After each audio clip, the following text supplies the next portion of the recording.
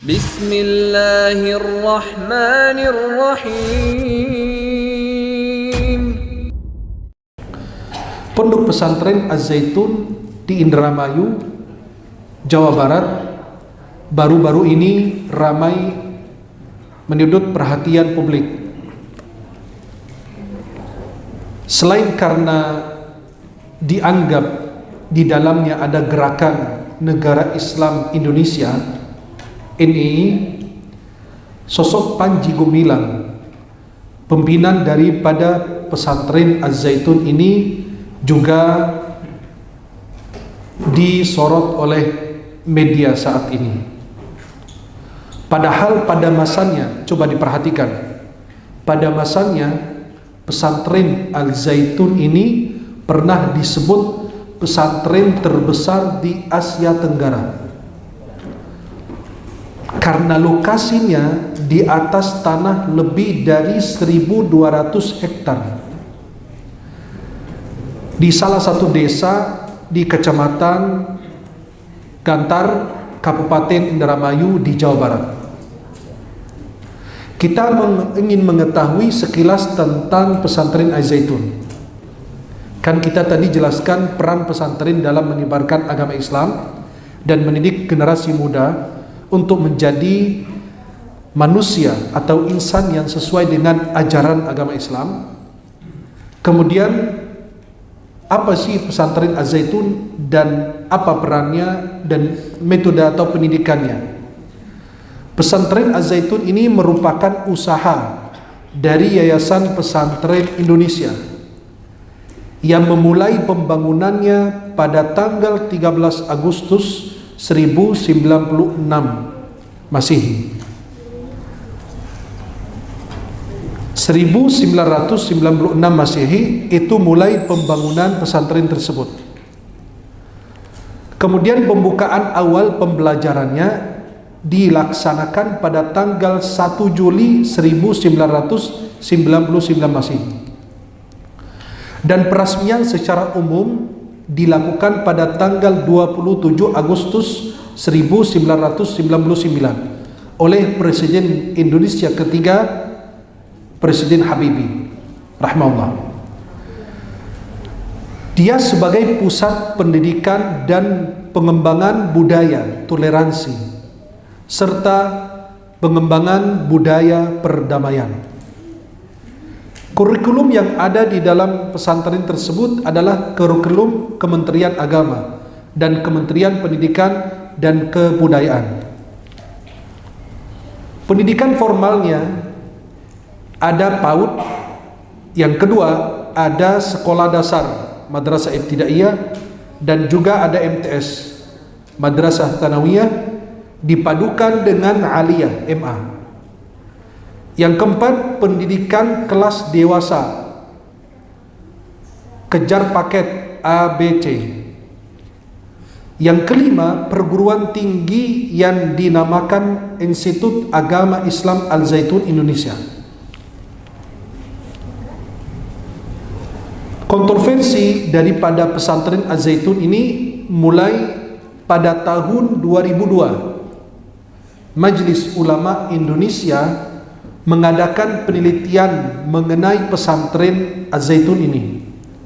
Dan hasilnya menyatakan bahwa ada keterkaitan kepemimpinan dan finansial daripada pesantren Az-Zaitun ini dengan negara Islam KW 9. Kemudian muncul lagi di tahun 2023, tahun ini. Berarti awal permulaan penelitian dari Majelis Ulama Indonesia pada tahun 2002. Halo? Jelas? Pada saatnya itu pesantren Az-Zaitun disebut pesantren terbesar di Asia Tenggara karena luas tanahnya lebih dari 1.200 hektar. Itu sangat besar sekali, luas. Dan bahkan saya bertemu dengan beberapa orang yang dulu alumni, bahkan ada yang pernah mengajar di sana. Dan mereka banyak bercerita. Saat ini kita tidak akan menceritakan tentang Az-Zaitun sebagaimana kita akan membenahi persoalan-persoalan yang viral saat ini. Pada tahun 2023, tahun ini, pada awal tahun 2023 beredar sebuah unggahan video yang memperlihatkan si Panji Gumilang ini beserta otoritas Ma'had Az-Zaitun yang sedang melaksanakan sholat Id untuk Hari Raya Idul Fitri 1444 Hijriah. Dalam video tersebut terlihat saf sholat laki-laki, di antaranya ada perempuan. Bahkan dikabarkan ada orang non-muslim yang ikut sholat dalam barisan saf tersebut. Dan kita semua sudah menyaksikan video tersebut. Video sholat Id, saf laki-laki campur dengan saf perempuan, atau ada perempuan di tengah saf laki-laki, dan di saf paling depan di belakang imam itu ada orang non-muslim yang ikut di tengah-tengah mereka ketika melaksanakan ibadah. Dalam pertemuan ini insya Allah kita akan membahas beberapa penyimbangannya di pondok pesantren tersebut dengan ajaran Ahlus Sunnah wal Jamaah. Kita dengar di mana-mana banyak dai, ustadz, ulama, kiai menyatakan bahwa pesantren tersebut sesat. Tapi dia tidak menjelaskan kesesatannya itu ada di mana, kekeliruan itu ada di mana, dan bagaimana kita bisa membekali masyarakat dengan ilmu pengetahuan agama yang betul. Dia melihat seorang muazin, anak muda yang azan dengan gaya azan yang menggerakkan tangannya menghadap ke jamaah dan lain sebagainya. Kan mereka pada tahu itu salah, tapi benarnya seperti apa? Insya Allah di malam hari ini kita akan membahas sebagian dari kekeliruan yang kita nonton kemarin dari sebagian potongan video yang beredar di medsos, dan insya Allah malam ini kita akan membantah sesuai dengan aturan dan syariat Islam.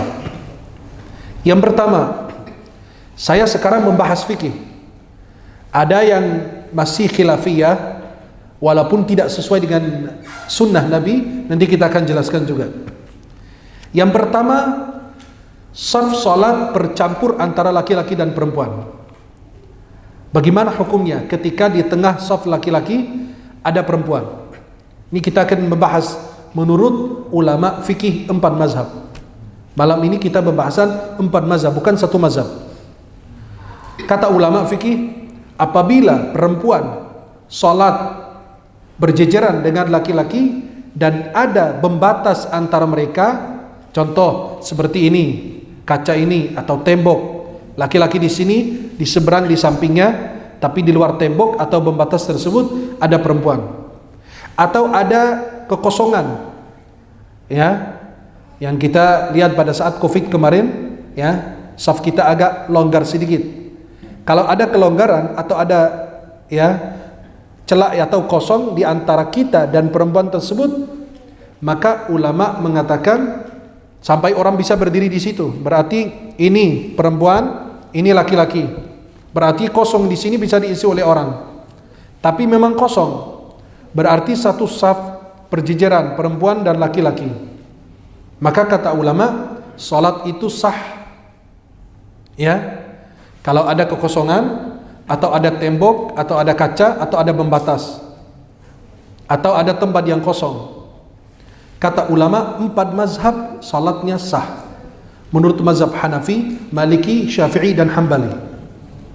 Tapi terjadi khilaf para ulama apabila perempuan salat berdekatan dengan laki-laki, sebelah-sebelahan. Seperti kalau kita salat di samping laki-laki, saf laki-laki kan kita merapatkan dalam meluruskan saf. Nah, kalau perempuan yang tadi dikatakan masih ada kekosongan, 4 mazhab boleh, kecuali apalagi kalau ada pembatas, ada kaca, ada tembok atau dan lain sebagainya, maka salatnya sah menurut 4 mazhab.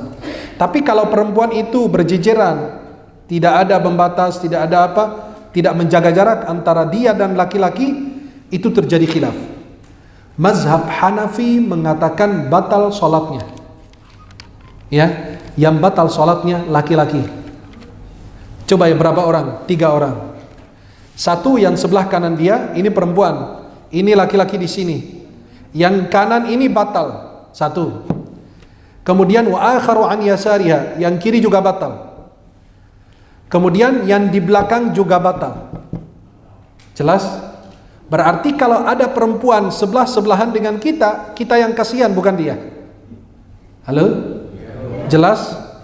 Kita bicara kalau perempuan ini sebelah-sebelahan satu saf dengan kita, campur, tidak jaga jarak. Yang batal kata mazhab Hanafi 3 orang, yang kanan, yang kiri, dan yang di belakang, 3-tiganya batal. Dengan syarat-syarat yang mereka tentukan. Perempuan itu harus balik, kalau anak-anak kecil tidak. Dan itu ada beberapa syarat dalam mazhab Hanafi tertulis dan dicatatkan. Tapi kalau ada pembatas, ada kayak tabir atau tembok atau apa, triplek atau apapun itu, pembatas antara yang laki dan perempuan, maka sepakat ulama 4 mazhab bahwa itu tidak membatalkan. Berarti yang menjadi perdebatan apabila kalau sebelah-sebelahan, yang kita lihat di video ini, perempuan ini memang tidak nempel dengan laki-laki, tidak berdekatan. Itu mereka ada menjaga jarak, betul? Halo? Nah, tapi ada catatan lagi tambahan. Tidak diragukan bahwasannya safnya perempuan di belakang laki-laki. Ini sunnah, aturan dari zaman Nabi. Dan ini ada riwayat Imam Bukhari dan Muslim dari Anas bin Malik. Dia mengatakan neneknya beliau bernama Mulaikah. Nenek daripada Anas bin Malik namanya Mulaikah. Beliau pernah mengundang Nabi makan di rumahnya. Beliau memasak makanan untuk Nabi SAW. Nabi datang dan makan dari makanan tersebut. Kemudian Nabi mengajak mereka sholat bersama. Kan ada Anas bin Malik dan ada neneknya dan ada Rasulullah. Jelas? Kata Anas bin Malik, faqama Rasulullah. Ini Rasulullah di depan. Wasafaftu ana wal yatim. Saya, Nabi di depan jadi imam nih, lihat. Nabi di depan jadi imam. Di belakangnya Anas bin Malik, yang laki-laki ini, sahabat. Anas bin Malik dan ada anak yatim. Di belakangnya lagi neneknya beliau. Berarti Nabi di depan, saf laki di belakang sekali siapa? Nenek daripada Anas bin Malik. Kemudian Nabi sholat bersama mereka 2 rakaat, lalu Nabi pergi. Coba perhatikan kata Imam Al-Hafidh Ibn Hajar dalam kitab Fathul Bari Syarah Sahih Bukhari. Beliau mengatakan dari hadis yang barusan saya sampaikan ini, neneknya Anas bin Malik salat di belakang, ini Nabi di depan, Anas bin Malik dan anak yatim itu di belakang Nabi, di belakang sekali neneknya beliau. Ya kalau Nabi membolehkan, boleh nenek salat di sebelah cucunya, kan gak masalah. Tapi berarti itu ada aturan sejak Nabi Muhammad SAW. Nabi di depan, imam di depan, di belakang saf laki, di belakang sekali adalah saf perempuan. Dan beliau mengatakan bahwasannya di dalam hadis ini ada faedah, wanita harus mundur paling belakang sesudah saf laki-laki. Ya. Bahkan kalau perempuan ini, ini imam, ini makmum laki-laki, cuma satu perempuan saja, jangan ikut-ikutan di sini. Kata Imam Ibn Hajar, bikin saf sendiri di belakang, walaupun dia sendirian. Jelas? Kayak kita di Masjid Nurul Amal, ada imam, ada makmum, ada ibu-ibu masuk sholat di belakang. Kata ibu-ibu, daripada sendiri, maju aja di saf bapak-bapak. Nah, itu kurang tepat, keliru di situ. Maka seperti yang kita jelaskan, kalau perempuan sebelah-sebelahan dengan laki-laki, tidak ada batas, membatas gitu atau penghalang, maka batal menurut mazhab Hanafi 3 orang, yang sebelah kanan, sebelah kiri, yang di belakang.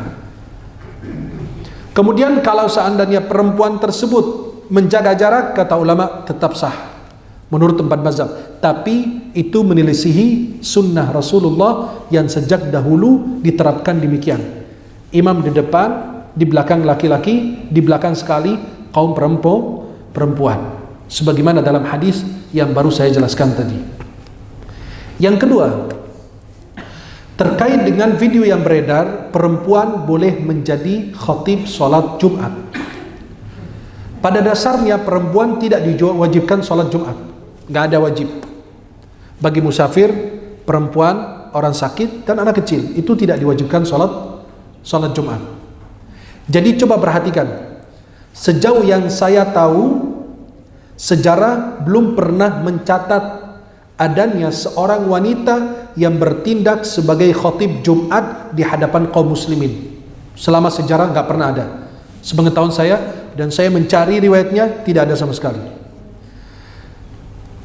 Ketentuan ini disandarkan pada sunnah Nabi Muhammad sallallahu alaihi wasallam, baik sunnah qauliyah, ucapan Nabi, nggak pernah Nabi berucap demikian, boleh perempuan jadi khatib Jumat, maupun fi'liyah, perbuatan Nabi tidak pernah dilakukan, maupun sunnah para khulafaur rasyidin, Sayyidina Abu Bakar, Sayyidina Umar, Sayyidina Uthman, Sayyidina Ali, serta para sahabat yang mendapat petunjuk dari Allah. Mereka sahabat itu luar biasa. Masa mereka nggak paham agama kita yang hebat atau lebih hebat dari mereka? Maka di sunnah Nabi yang diucapkan maupun dilakukan, atau sunnah para khulafa, tidak pernah ada perempuan bertindak sebagai khatib Jumat. Di kalangan para sahabiyat, kaum sahabat yang perempuan, di kalangan para sahabiyat yang perempuan maksudnya, sendiri terdapat banyak pembesar dalam bidang ilmu serta menjadi rujukan para sahabat senior. Banyak sekali istri-istri Nabi, para sahabat-sahabat yang perempuan menjadi mufti, memberikan pengarahan, menjawab pertanyaan. Kita mendapatkan berita itu dan kabar tersebut banyak sekali. Seperti siapa? Aisyah radhiyallahu anha dan para istri Nabi Muhammad lainnya. Nah, namun demikian tidak ada satu riwayat pun dari mereka yang menyebutkan bahwa di antara mereka ada yang menjadi imam bagi kaum lelaki atau sebagai penyampai khutbah Jumat. Sama sekali belum pernah terjadi. Berarti hal itu bid'ah yang mungkar, bid'ah sesat. Itu betul-betul bid'ah yang mungkar, sesat. Dari zaman Nabi Muhammad, khulafaur rasyidin, tabi'ut tabi'in, dan seterusnya para salaf, tidak pernah satupun riwayat menyatakan bahwa ada perempuan yang mengimami kaum laki-laki atau menjadi penyampai khutbah Jumat di hadapan kaum lelaki. Itu sama sekali tidak ada riwayatnya. Riwayat lemah aja, riwayat palsu aja nggak ada. Jadi itu hal yang sangat-sangat mungkar.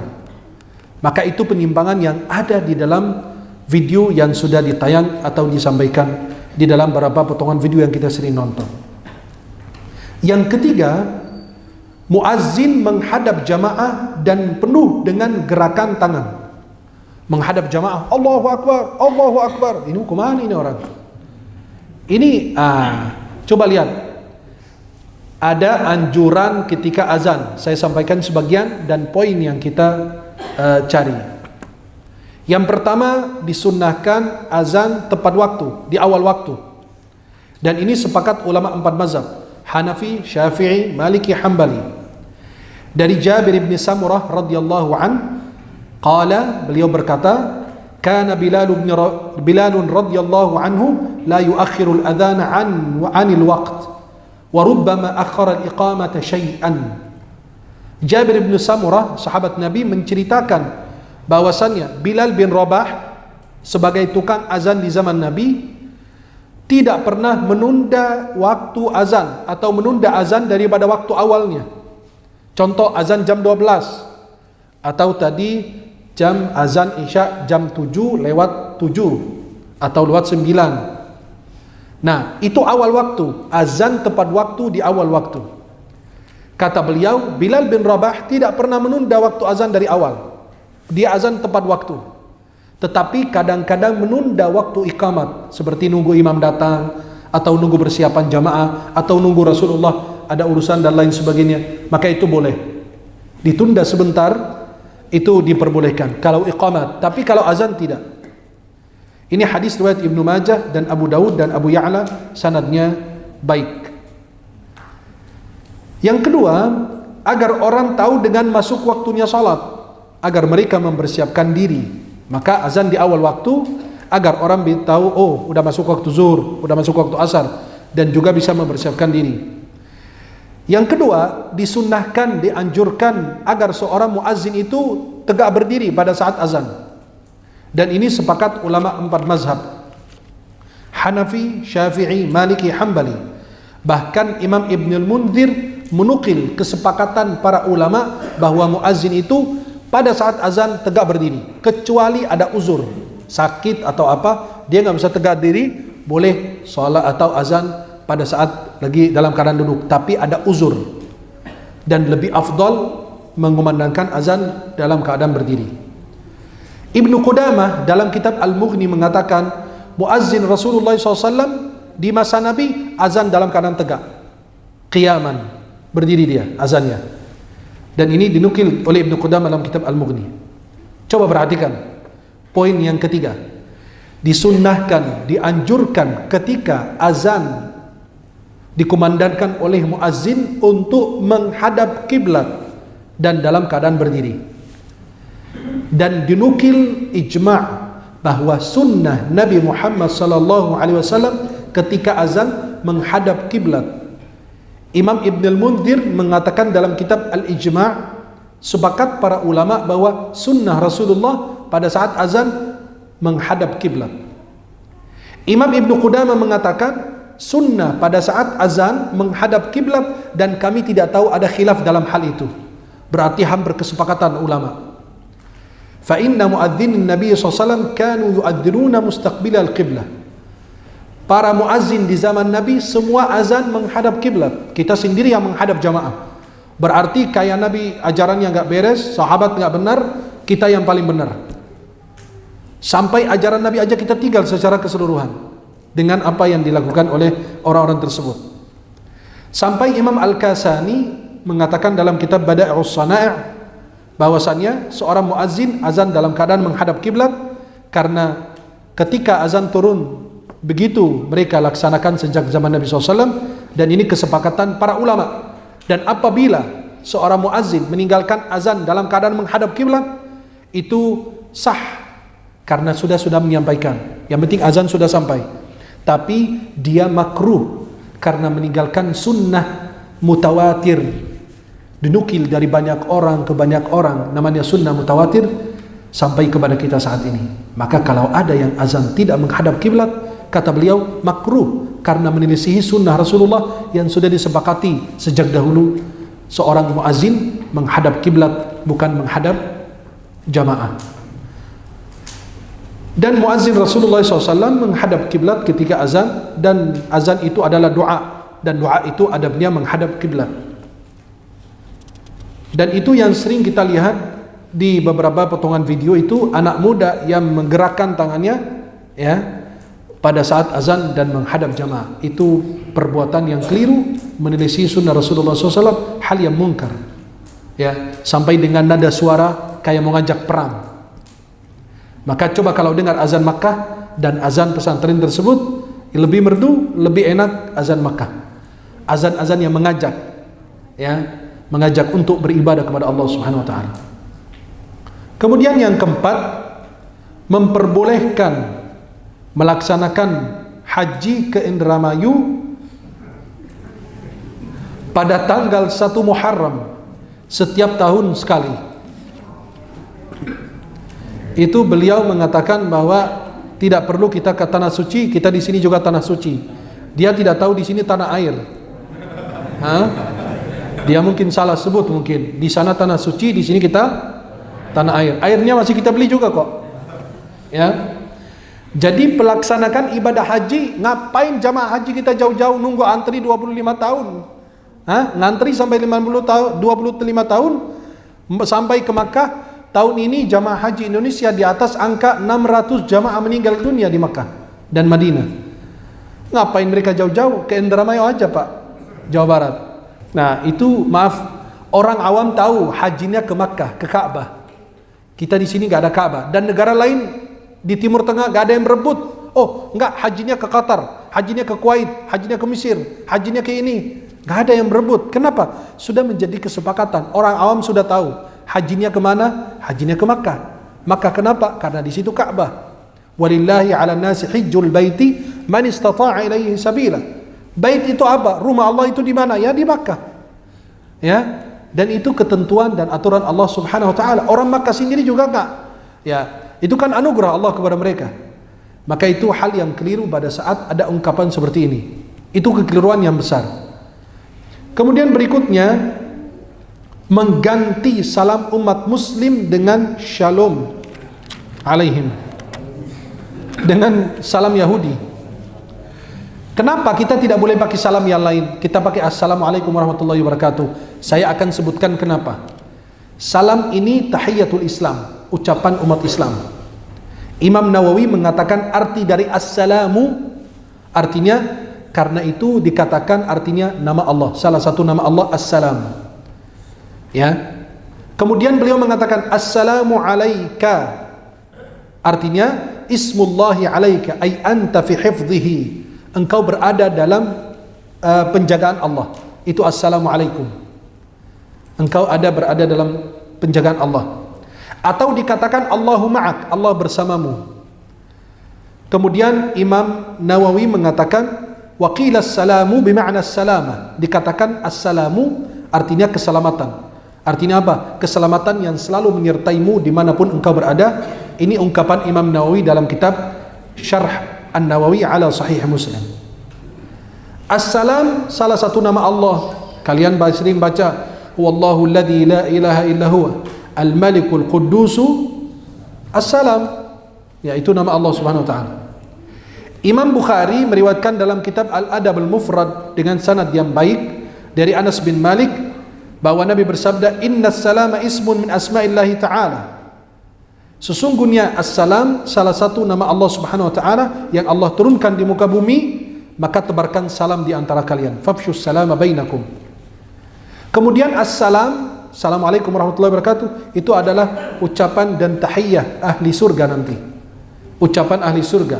Dalilnya tahiyyatuhum yawma yalqawnahu salam, da'wahum fiha subhanakallahumma wa tahiyyatuhum fiha salam. Ucapan ahli surga kalau masuk assalamualaikum, nggak pakai shalom alaihim. Kemudian orang Yahudi, bayangkan, ini hadis yang luar biasa. Orang Yahudi menghasut kita karena assalamualaikum warahmatullahi wabarakatuh. Mereka kepingin pakai assalamualaikum, malah kita pakai shalom alaihim. Kan lucu. Mereka kepingin pakai salam kita, malah kita terbalik pakai salam mereka. Nabi SAW bersabda dari hadis riwayat Imam Ahmad dari Aisyah radhiyallahu anha, hadis sahih, ma hasadatkumul yahudu ala syai'in ma hasadatkum ala as-salam wa ta'min. Orang Yahudi tidak pernah hasud kepada kalian kecuali dalam dua hal. Pertama as-salam, assalamualaikum warahmatullahi wabarakatuh. Yang kedua at-ta'min, mengaminkan, waladhdallin, amin. Dan ketika berdoa amin. Itu mereka hasud sama kita gara-gara dua hal ini. Bayangkan, mereka iri dengan kita karena kita punya assalamualaikum warahmatullahi wabarakatuh, ternyata malah terbalik, malah kita pakai salam mereka. Memberi salam itu adalah hak orang muslim. Sebagaimana hadis riwayat Bukhari Muslim dari Abu Hurairah, hak orang muslim itu ada 5, dalam riwayat 6. Salah satunya raddus salam, menjawab salam. Kemudian keutamaan menjawab salam. Nabi SAW dalam hadis riwayat Abu Dawud dari Imran bin Husain, ada orang datang kepada Nabi SAW dan memberi salam assalamualaikum. Nabi SAW menjawab waalaikumsalam. Kemudian orang itu duduk, kata Nabi 10. Kemudian ada orang lain datang, assalamualaikum warahmatullah. Nabi menjawab waalaikumsalam warahmatullah 20. Orang ketiga masuk lagi, assalamualaikum warahmatullahi wabarakatuh. Nabi menjawab waalaikumsalam warahmatullahi wabarakatuh. Kemudian orang itu duduk, kata Nabi 30. 10, 20, 30. Kata ulama, ini pahala kita menjawab salam, mengucapkan salam. Yang pertama bilang assalamualaikum dapat pahala 10. Assalamualaikum warahmatullahi dapat pahala 20. Assalamualaikum warahmatullahi wabarakatuh dapat pahala 30. Kalau antum bilang shalom alaihim, dapat pahala apa? Dikirain orang gila. Anak kecil aja ente bilang shalom alaihim, ha? Nah, itu dia bingung. Maka ucapan salam kita ada pahalanya. Silahkan yang mau shalom alaihim, silahkan sana. Tapi kalau kita umat Islam punya syiar yang harus kita berpegang kepadanya. Kemudian Nabi bersabda, kalian tidak akan masuk surga sehingga kalian saling mencintai. sehingga kalian beriman, dan kalian tidak akan beriman sehingga kalian saling mencintai. Tahukah kalian, aku beritahukan amalan, kalau kalian ucapkan, Allah akan tanamkan cinta di antara kalian, tebarkan salam di antara kalian. Kemudian anak membayang, Assalamualaikum itu kita berikan kepada siapa aja? Orang yang hidup, benar kan? Nah, di antaranya kalau kita lewat area kuburan bilang apa? Assalamualaikum ahli diyari qaum mu'minin antum sabiquna wa nahnu bikum insyaallah lahiqun nasallallahu lana wa lakum afiyah. Nah, coba kalau antum lewat ahli kubur, kan biasa orang assalamualaikum, antum bilang apa? Shalom alaihim. Anda nggak tahu apa yang terjadi di saat itu. Tapi itu kekeliruan yang sangat besar. Orang kita melewati kuburan saja, kita memberi salam dengan salam Islam. Bagaimana mau diganti dengan salam Yahudi? Saya berpikir orang mayat itu bilang, ente jangan lewat sini lagi. Ya karena nggak ada berkahnya. Nggak ada berkahnya, malah bawa Yahudi lagi kan. Orang kepingin dikirim pahala, dikasih apa, malah dia pakai salam Yahudi. Maka nanti kalau yang bersangkutan ini, yang punya pesantren ini meninggal dunia, kita lewat kuburannya, shalom gitu. Nggak usah assalamualaikum. Itu sayang sekali. Hal-hal yang sudah disepakati sejak dahulu, mereka melanggarnya. Kemudian musibah terbesar yang disampaikan orang-orang tersebut adalah pernyataan bahwa mengganti kalimat syahadat. Menurut seseorang yang beliau sebagai mantan pengikut Panji Gumilang ini, sekaligus mantan pengurus Pondok Pesantren Az-Zaitun, menurut dia sebelum seluruh pengikut pesantren tersebut harus memiliki syahadat atau membaca syahadat yang berbeda dengan syahadat kita. Dia mengatakan tidak ada negara kecuali negara Islam. Selain negara Islam maka kafir. Itu sebagai syahadat mereka. Sedangkan syahadat kita adalah la ilaha illallah Muhammadun Rasulullah sallallahu alaihi wasallam. Pernyataan yang keliru di antaranya yang terakhir yang saya mau sampaikan, pernyataan Al-Qur'an ini adalah karangan Nabi Muhammad sallallahu alaihi wasallam. Kita di beberapa potongan video kita mendengar santri yang mengatakan qala Rasulullah sallallahu alaihi wasallam fil Qur'anil Karim. Maka dia mengatakan apa? Si Panji Gumilang mengatakan bukan kalam Allah. Al-Qur'an itu bukan kalam Allah, tapi kalam Nabi Muhammad yang didapat daripada wahyu. Itu kalimat yang keliru dan bisa berbahaya. Sepakat ulama salaful ummah, para salafus salih dan ahlus sunnah wal jamaah bahwasannya Al-Quran kalamullah, firman Allah, bukan makhluk tapi firman Allah. Dan Allah berbicara dengan Al-Quran itu dengan hakikat, bukan dengan majazi, dengan hakikatnya, dengan suara yang didengar oleh Jibril alaihissalam kemudian dibawa turun ke Nabi Muhammad SAW. Allah berfirman, "Qul man kana aduwwan li Jibril fa innahu nazzalahu ala qalbika biidznillah." Yang memusuhi Jibril itu berbahaya. Kenapa? Karena Jibril yang membawa turun Al-Quran kepada Nabi Muhammad SAW. Berarti Jibril tidak menyampaikan kepada Nabi, hanya menyampaikan apa yang dia dengar dari Allah. Allah sampaikan kepada Jibril, Jibril turun menyampaikannya lagi kepada Nabi Muhammad SAW. Dan barang siapa mengatakan Al-Quran makhluk, bukan kalam Allah, atau maknanya dari Allah dan hurufnya bahasa seperti qul huwallahu ahad, huruf qaf, lam, ha, waw, Allah dan lain, itu yang mengatakan hurufnya dari Jibril, dari ucapan Jibril atau Nabi Muhammad, maka dia kafir murtad. Coba perhatikan. Yang mengatakan bahwa Al-Quran maknanya dari Allah, tafsirnya dari Allah, contoh qul huwallahu ahad, di balik itu apa? Katakanlah wahai Muhammad, Allah Maha Esa, maknanya itu. Lafaznya qul huwallahu ahad. Yang mengatakan bahwa makna Al-Quran itu dari Allah, lafaznya dari Jibril atau Nabi Muhammad, maka dia kafir murtad dari Islam. Akan tetapi tidak boleh kita kafirkan orang-orang tertentu. Kita secara global, secara umum, yang mengatakan bahwa Al-Quran itu bukan ucapannya Allah, firman Allah, ucapan Nabi Muhammad atau Jibril, maka kafir. Tapi kita tidak boleh memvonis orang tertentu. Contoh, saya tidak boleh mengatakan Panji Gumilang itu kafir, nggak boleh. Kenapa? Harus ditegakkan hujjah, harus dijelaskan oleh lembaga ulama terlebih dahulu. Apabila sudah ditegakkan hujjah, sudah dijelaskan dan dia masih kekeh dengan pendapatnya, maka kata ulama, maka dia telah kafir dan murtad dari agama Islam. Inilah sebagian kekeliruan dan kesalahan penimbangan yang dilakukan di pesantren tersebut. Yang paling unik ini adalah selepas pesantren ini viral, baru beberapa hari lalu sekitar 1.000 lebih santri yang mendaftar di pesantren tersebut. Sudah jelas di bawah sorotan, sudah terkenal itu pesantren sesat, tapi ternyata masih banyak orang tua yang datang mendaftarkan anaknya. Kita tidak tahu apakah orang itu dikatakan kebanyakan dari luar Indramayu. Tapi kita nggak tahu apakah itu jamaahnya Panji Gumilang atau dari luar. Kita tidak tahu. Tapi itu memperhatikan banget. Banyak orang tua yang ilmu agamanya minim sehingga memasukkan anaknya di pesantren yang bisa menyesatkan dia. Bahkan tidak selamat dunia akhirat. Kenapa? Karena kesalahan orang tua. Tidak meneliti pada saat menitipkan anaknya ke pesantren-pesantren, karena itu mendidik akidahnya, agamanya, dan akhlak dan fikihnya.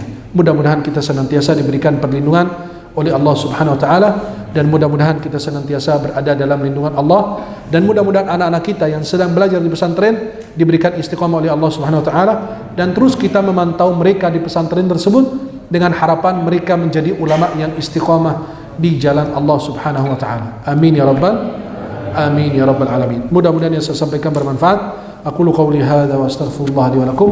Wallahu taala a'lam.